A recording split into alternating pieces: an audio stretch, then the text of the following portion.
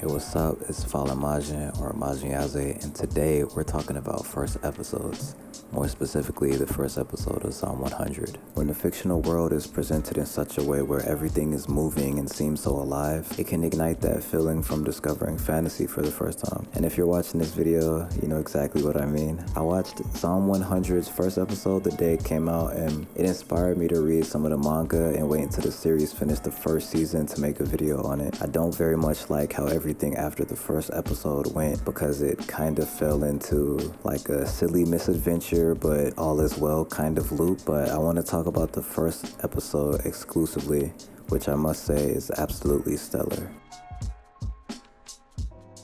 To begin, our 24-year-old main character Akira begins his first career at this corporation with starry eyes and hopes to begin leading a productive life. During his first shift, he runs into a beauty who talks like she has ara in her vocabulary, and they meet each other by bumping into one another and dropping their items. You know, the high school fucking textbook scene. That's the only cliche that I've seen in this first episode. He doesn't trip and land into Opie and nosebleed, any of that bullshit. After work, he goes out with his coworkers for a drink, which is, I believe, customary in Japan. When he thanks them for the day, he's told it's time to go back to the office like he's working for MAPPA. There's this running joke that in Japan, the animators for these anime companies, they get no sleep, but it's actually a real problem. Like, it's a real thing. So our main character, Akira's first day turned into 3 days that he wasn't able to go home. And he endures working at this exploitative corporation for 3 years. Not only overworked at this company, but he also endures manipulation as well as mental abuse from his superiors at the company.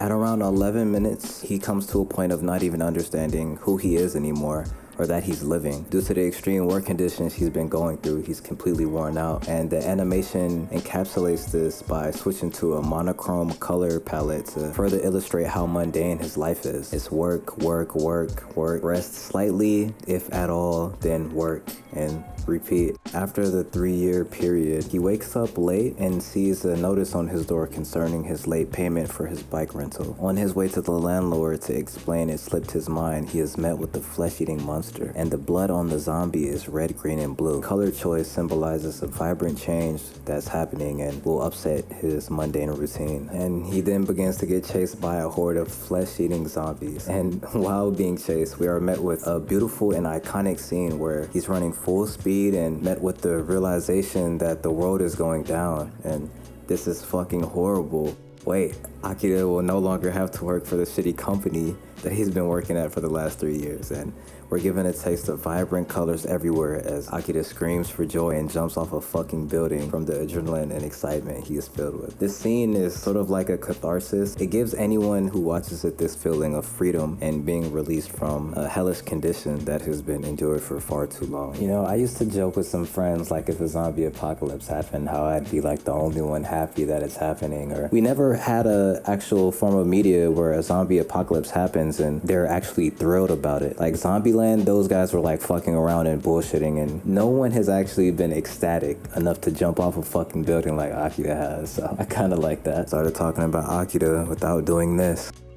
Akira Tendo. He's not an edgy MC, nor is he a wimpy pushover you would expect him to be because of his average look. And to back this up, I have proof. On his first day, the lady he bumped into and they both dropped their belongings, her name is Otori, and she later became his crush. He finds out where Otori lives in this hellish landscape and rushes to her apartment while bobbing and weaving his undead pursuers. And I have to say, he really is smooth with bobbing and weaving those fucking zombies. Like, he's getting the fuck out. They're not touching him. So he finds Otori's apartment and lets himself in. He's met with an enhanced undead version of his slimy boss, the same boss that was using his status to have his way with Otori. While his boss is transforming and powering up, Akira gives us this dialogue of pure him energy where he basically quits respectfully, then proceeds to spark him out the fucking window, sending him plummeting to his demise. The same bitch who got sparked out that fucking window was also one of the supervisors responsible for manipulating and mentally abusing. This is another huge payoff that we get to experience in just this one episode. That's another reason I think it's just so good, because we get this feeling of catharsis once he realized he doesn't have to work for that company anymore, and then perfect main character dialogue about how he's quitting the job, and it's just another huge payoff that we get to experience all within the span of 20 minutes. So pacing is one of the most important aspects to great storytelling, regardless of it being live or animated. Since there are 24 hours in one day and films are usually around 2 hours, yet they cover months or years in the story,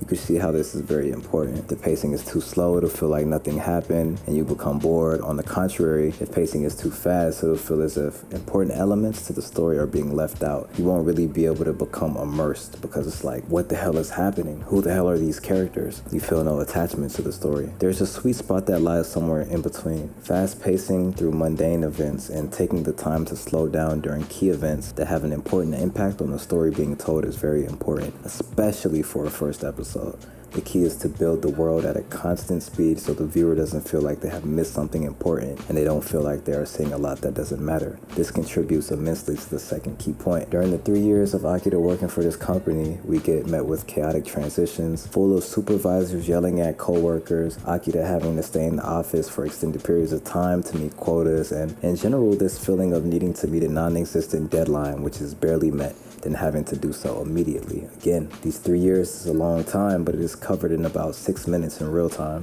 And the speed at which this is covered is superb. Everything goes real fast, yet there is nothing being skipped. The pacing is top notch, and I think along with the big payoffs that we receive, I think the pacing definitely is another contributing factor to why this episode is so meaningful. Lastly, I want to touch on world building for a little bit, because it's the key component to how immersed you can become in a certain story. Think about Naruto and how you understand there's multiple villages and ninjas everywhere who specialize in different techniques. There's some incredibly strong ninjas who are like Kage level, and there's even normal civilians. There's life shown everywhere and a society is upheld. Due to this anime being set in modern Japan, the civilization isn't really hard to demonstrate, but inside the office we see so many different workers, and even though most aren't given names, they are given dialogue and they're present. You hear them talking in the background and you see them. Akira isn't the only one entangled in this chaos, and it makes it feel so much more real. While watching this, I was 24 and the main character is 24, so that might be a reason why it was a lot more relatable to me than every other anime that comes out with high school aged main characters. In no way am I saying that any episode that came after the first episode was bad.